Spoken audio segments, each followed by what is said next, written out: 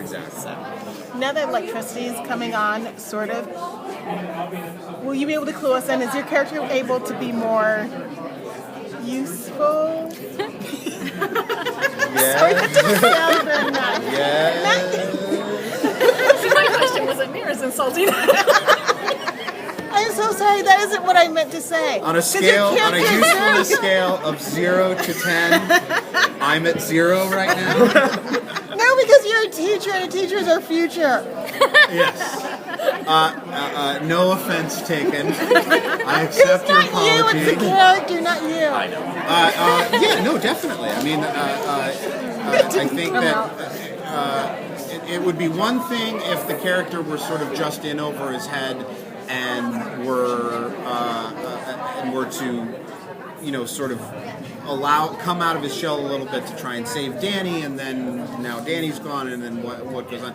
And I think that it's not saying too much to say that he's way more in over his head than he ever thought he was in terms of having some involvement in the world being the way that it is. And therefore, he would be a more useful person to have around. I saw that. So working on the show, what do you bring personally to the character, like that you sort of identify with the most, like his passion, his wanting to control? Because like it came from a good part when he started it. I think what's really interesting about that character and all the characters here is that they all operate from a place of good intention that turned horribly bad. And I think that, like with Monroe's character, what we start to see and what I've kind of started to feel is that he never ever assumed that he would be at the top of the hill. He was always there to support his older brother and his one member of family that he's never had. And so I think that like he the part of him that I can understand is the need to be legitimate, the need to be the need for love, as we all have.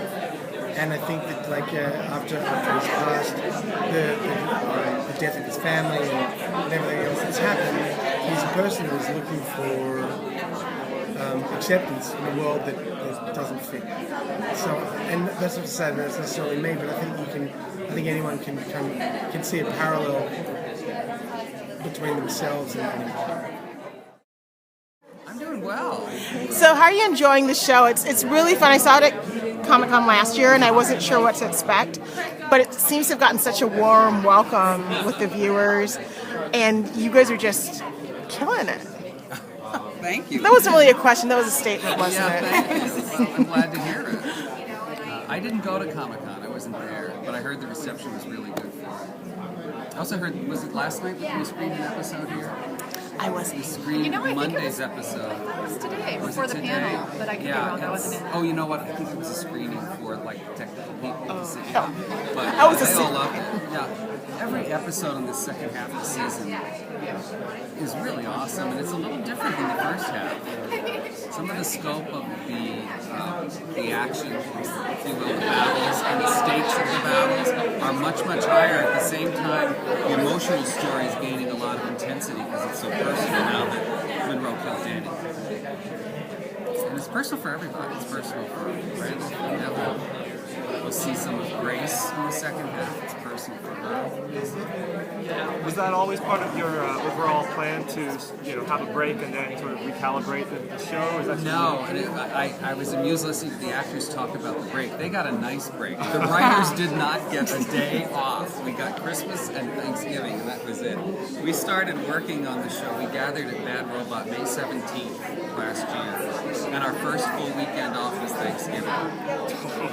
In fact, May 17th was right before Memorial Day, and we worked Memorial Day.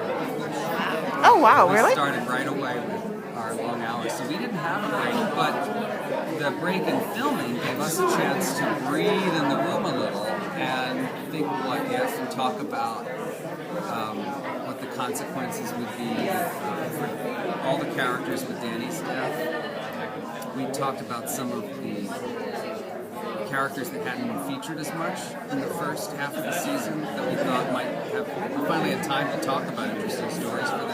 It was a very small staff, it's just 7 writers. Oh wow. And we appreciated that time for that. And as I said in the thing, John Favreau came in and suggested that we show, he loves the maps. You know, that map on our show that shows Monroe Republic and Georgia. He said, show more of the country. So we did. So do you guys have like an outline that you're working from as far as the season goes, and then you sort of fill it up with tangents depending on what's going on and your feelings? Or is it more like Mr. Abrams has said, I want this to happen, I want this plot point to happen, you guys fill it in? Or is it you guys are allowed to do as you please? Well, it's a combination. There's some big moves that we knew we wanted to do that Eric Kripke came into the first season with. And some of them we explored and then decided not to do. You know, and JJ had some thoughts to the same thing. But we improvise it. You know, once you write one episode, then you suddenly understand the world a lot better, so then you do the next one and the next one. Each one opens up more doors for each character and for the arc, so we improvise.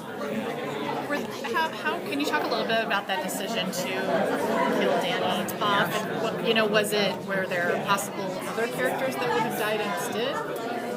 There were a lot of options on the table that would tell a story that would make the audience sit up and realize, whoa, this is really important.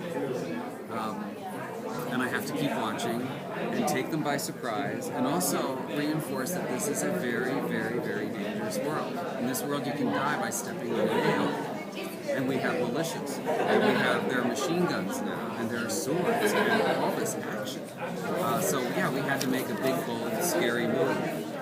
And we thought the event that would galvanize all the characters and the heroes was if Danny died, because we worked so hard to get to it. We worked so hard to get to the top of that mountain, and then it's like sliding back down the other side to the bottom and realizing you got to climb another mountain. One of the fascinating things about the show for me is that, like, now we're kind of living at a time where people are more about, I guess because of the economy or whatever, like doing things yourself, making your own clothes, urban gardening, whatever. Are we ever going to see in the worlds you've created in Revolution the people who don't want the power to come back because they're using this as an opportunity to, like, live simply?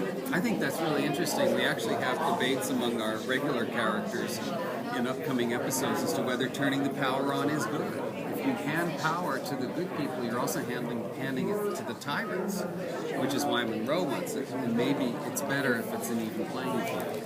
So there's a lot of that debate, which is interesting. You know, the Amish would thrive in this world.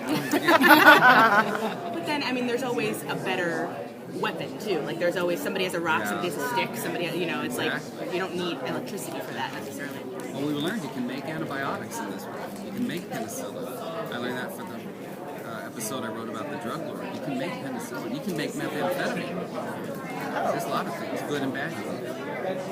What's that research? I mean, are you doing all the research yourself as far as finding that kind of stuff out, or do you have a staff that... Well, yes, and I'm a librarian's son, so I love to look stuff up. But we have a couple of guys who look all that stuff up for us and get experts, find experts who can consult us.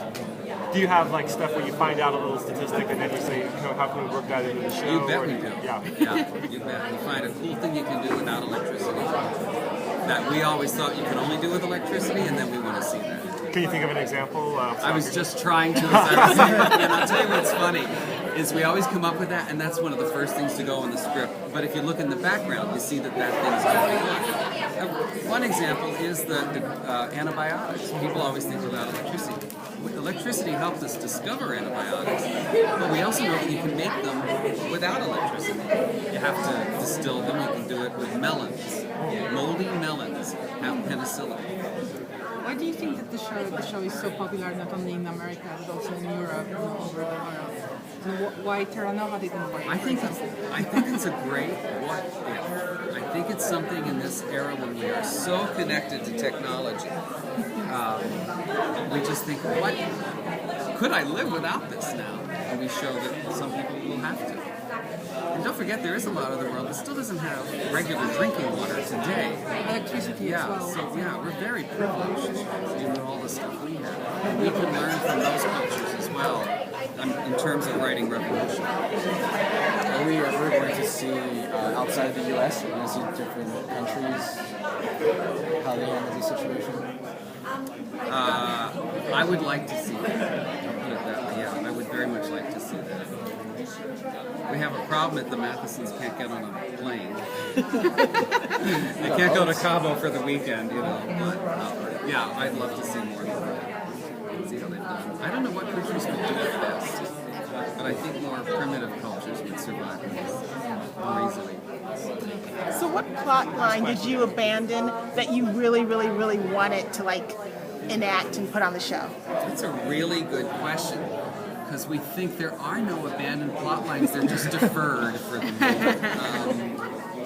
I can't think of one. I wish I could.